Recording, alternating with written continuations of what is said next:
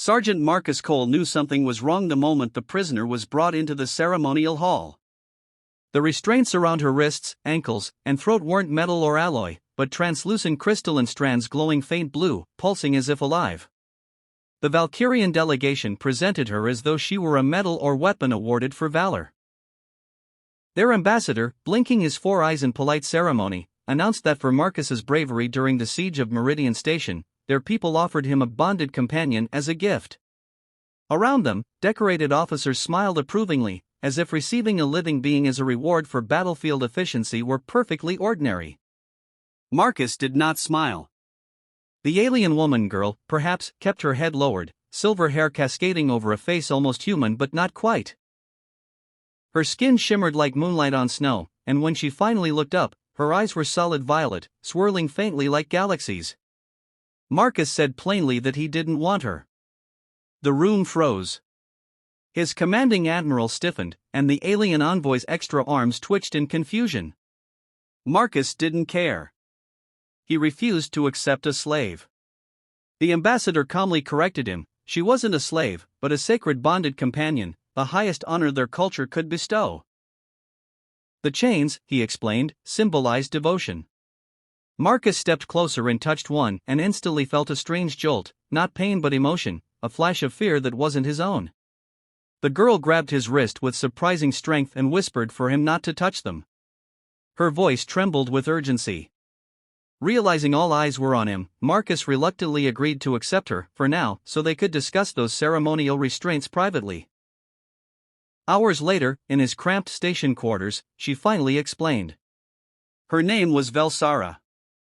The chains were not restraints but anchors, binding her essence to physical reality. Without them, she would dissolve back into the void between stars where her species originated, losing her individuality forever. Marcus felt sick. His attempt to free her would have killed her. She spoke of it gently, almost amused by his ignorance. Exhausted, he tried to process how he'd gone from receiving a medal that morning to sharing a room with an alien bound by living crystal. When he asked what he was supposed to do with her, she replied that she was now his companion, to assist him in combat, strategy, emotional regulation, and even physical comfort if he wished. He stopped her immediately and told her none of that was happening. Surprise flickered across her alien eyes. He clarified that he didn't want someone forced to stay. He wanted her to choose. That question, what she wanted, seemed to confuse her more than anything else he'd said. No one had ever asked her before. She admitted she didn't even understand the concept of wanting. Something inside Marcus, hardened by war and loss, cracked open. He told her she could stay because she needed a place, but she wasn't his servant or property. She was a person, and she would figure out her own desires. Then he gave her his bunk and slept on the floor, ignoring her protests. She obeyed only because refusing a gift, in her culture, was unthinkable. Before drifting off, he sensed her watching him, studying him like a puzzle she couldn't solve. Weeks passed, and Marcus discovered several things about living with a bonded void being.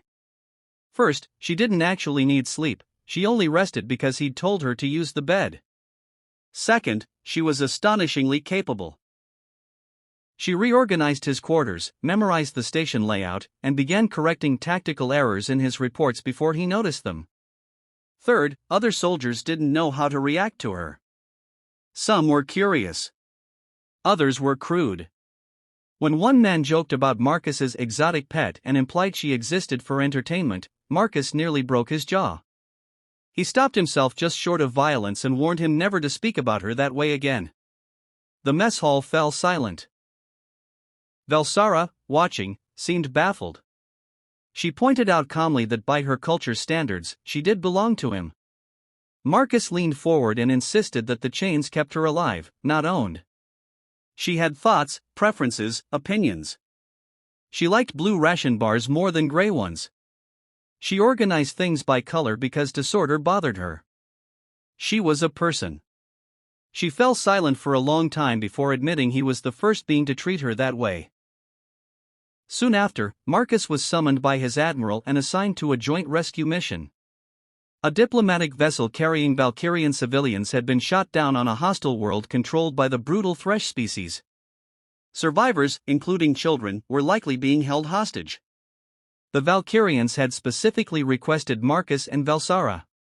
When he asked why, she finally showed him. The crystalline chains reshaped into a blade of light, and she explained that her kind were creatures of the void. The anchors bound them to reality but also linked them to it in ways physical beings couldn't replicate. She could sense life, fear, lies, and hope. In extreme moments she could slip through shadows, becoming nearly impossible to perceive. Marcus demanded why she hadn't told him earlier. She simply said he hadn't asked, and she'd been curious how long it would take him to see her as useful. He replied that usefulness wasn't the point. What mattered was whether she wanted to help. After a pause, she said she did. Not because she was commanded, but because there were children who needed saving, and for the first time in her existence she wanted something. He couldn't argue with that. They deployed before dawn with a small strike team. The insertion onto the ruined city seemed smooth until it wasn't. The enemy had prepared ambushes. Gunfire erupted. 2 soldiers went down, and Marcus's squad was pinned behind shattered masonry with hostile forces closing in. Velsara stepped beside him, her chains blazing brighter than ever. She said she could reach the captives. He forbade it. She replied calmly that she might die, but the children would live. Before he could stop her, she moved, not running, but flowing, like mist slipping through cracks. Enemy fire passed through empty space where she had been. She blurred between shadows, impossible to track, and vanished into the occupied structure. Marcus had no choice but to trust her and keep fighting. Minutes dragged like hours. Then alarms blared. The enemy fell back. Through smoke, figures stumbled out, terrified civilians, alive. Behind them came Velsara, dimmer now, her chains barely glowing. She collapsed into Marcus's arms and whispered that she'd gotten them all. He called her an idiot, voice-breaking, and carried her onto the extraction craft himself. As it lifted off, her chains slowly regained their light, and she laced her fingers weakly through his. Something passed between them in that touch, something deeper than duty or obligation.